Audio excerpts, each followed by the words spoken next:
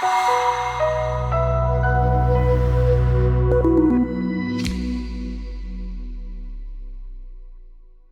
morning, everyone. My name is Alessandro Barison, Portfolio Manager of QuantWave. Welcome to our monthly update. The strategy lost another 2.5% in June.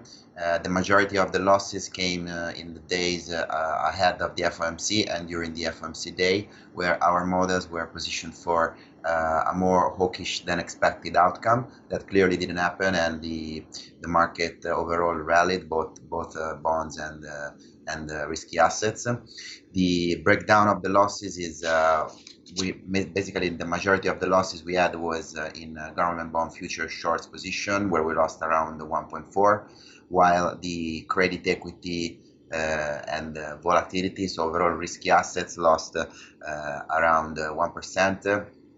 With the majority of the losses coming from long volatility positions, still during mostly around those days.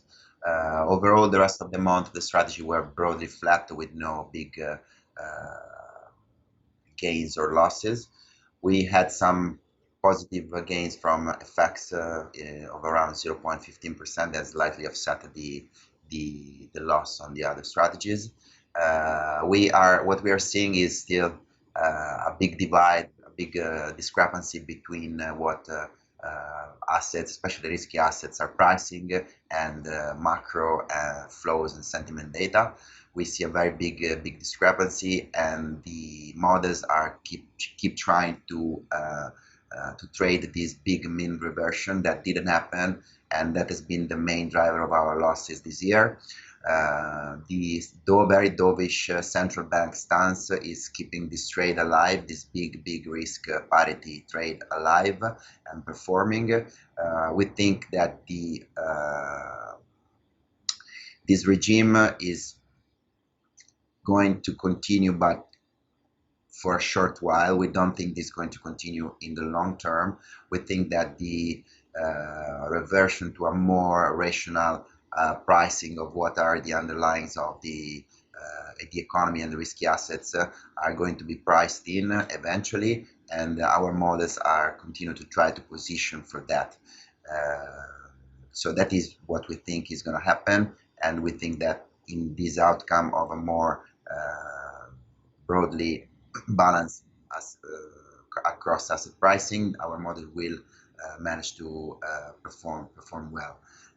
At the moment, what we are seeing is that our models are positioning with a short bias on equities and a long bias on credit, which is also consistent with the massive inflows that are happening into more carry assets, thanks to central bank dovishness.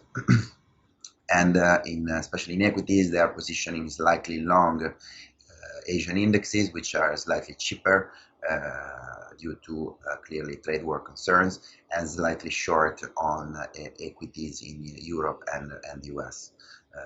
And this is basically the position that we are currently having now.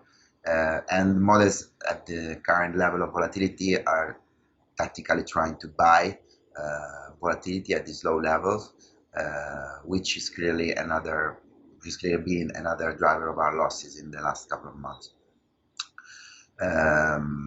So that is our positioning, that is our strategy. We think eventually is going to work, and the drawdown of this year will be reduced. Thank you very much for your attention, and see you next month.